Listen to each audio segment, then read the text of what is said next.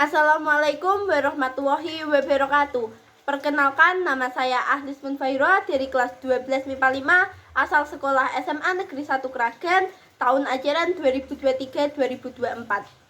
Tujuan saya membuat video ini yaitu untuk memenuhi tugas bahasa Indonesia mengkritik karya sastra dari Ibu Wahyu Susanti. Di sini saya akan mengkritik novel yang berjudul Laut Bercerita. Sampul pada novel Laut Bercerita sangatlah menarik. Terdapat gambar laut yang sangat indah, namun di balik keindahannya terdapat penyiksaan dan juga masa kelam di era Orde Baru. Saat melihat sampul ini, pembaca akan merasa penasaran dengan isi novel tersebut. Laut Bercerita merupakan sebuah novel karya Leila Saliha Chudori yang terbit di Jakarta oleh KPG Kepustakaan Populer Gramedia pada tahun 2017. Novel setebal 394 halaman ini mengangkat tema tentang perjuangan aktivis mahasiswa di era Orde Baru melawan pemerintah Orde Baru yang otoriter dan kapitalis. Laut Bercerita menceritakan mahasiswa bernama Biru Laut Wibisono yang berkuliah sastra Inggris di Universitas Gadjah Mada. Di kampus, Laut bergabung dengan organisasi aktivis yang bernama Wirasena yang bermarkas di Seyegan atau biasa disebut dengan Rumah Hantu.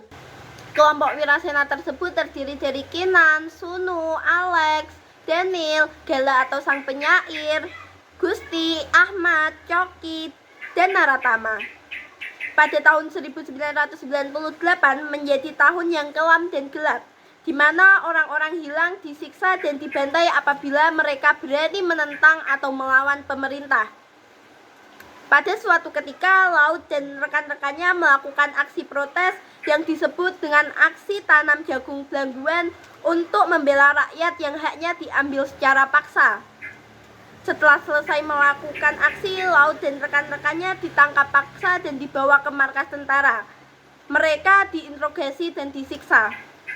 Semenjak aksi mereka yang dianggap kontra pemerintah, organisasi yang diikuti oleh Laut telah dilarang dan mereka menjadi buronan. Setelah itu, teman-teman Laut menghilang termasuk juga dengan Laut. Novel ini disusun menjadi dua bagian dengan pengaturan waktu yang berbeda. Bagian pertama cerita dalam novel ini mengisahkan dari sudut pandang Biru Laut dan kawan-kawan aktivisnya dalam menyusun rencana, berpindah-pindah dalam pelarian, hingga tertangkap oleh pasukan rahasia. Sedangkan pada bagian kedua novel ini menceritakan dari sudut pandang Asmara Jati yang merupakan adik perempuan Biru Laut.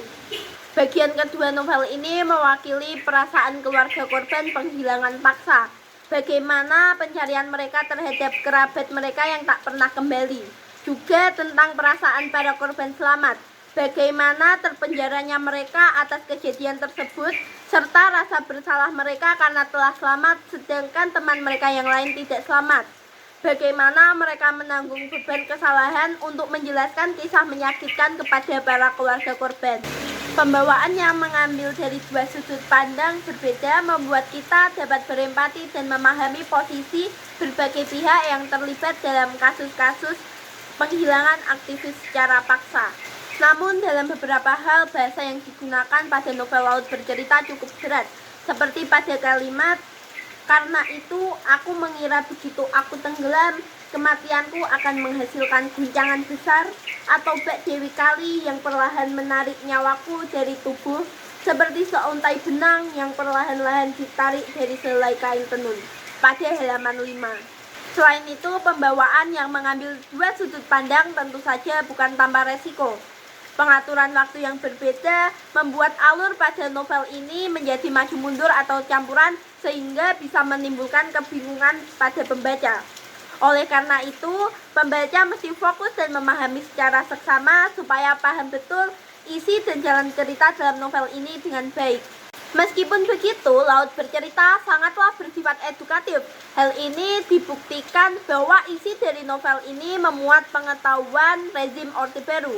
Dengan begitu, setelah membaca novel ini, pembaca akan mendapat banyak pengetahuan tentang pemerintahan Orde Baru. Dalam novel Laut Bercerita juga terdapat nilai moral yang bisa kita ambil, yakni tentang rasa kemanusiaan serta perjuangan untuk menegakkan keadilan dan hak asasi manusia. Demi membentuk akurasi pendalaman emosi yang baik bagi pembaca saat membaca novel ini, Laila Saliha Chudori sendiri mewawancarai langsung korban dan kerabat yang terlibat dalam tragedi penculikan pada tahun 1998. Novel Laut Bercerita dapat dibaca mulai dari usia 17 tahun ke atas. Novel ini sebagai wujud agar kita semua tidak melupakan bagaimana pilu dan menyakitkannya kisah penghilangan aktivis secara paksa, serta sebagai bukti bahwa mereka yang hilang tetap hidup selamanya dalam sebuah kisah yang dikenang bersama. Akan tetapi novel ini belum pantas untuk dibaca anak di bawah umur karena terdapat gambaran penyiksaan yang dijelaskan secara gamblang. Sekian pemaparan kritik pada novel Laut Bercerita. Mohon maaf apabila ada kesalahan kata yang tidak disengaja. Terima kasih. Wassalamualaikum warahmatullahi wabarakatuh.